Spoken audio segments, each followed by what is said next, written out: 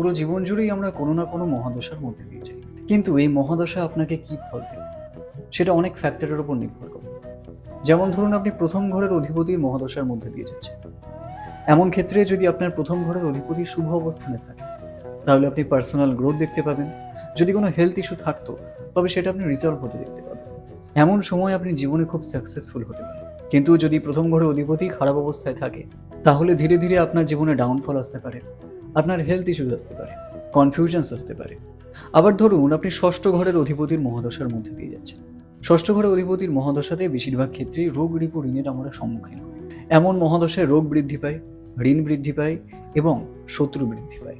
তবে অবশ্যই আমাদের দেখতে হবে যে কোনো শুভ দৃষ্টি পড়ছে কিনা ষষ্ঠ ঘরে।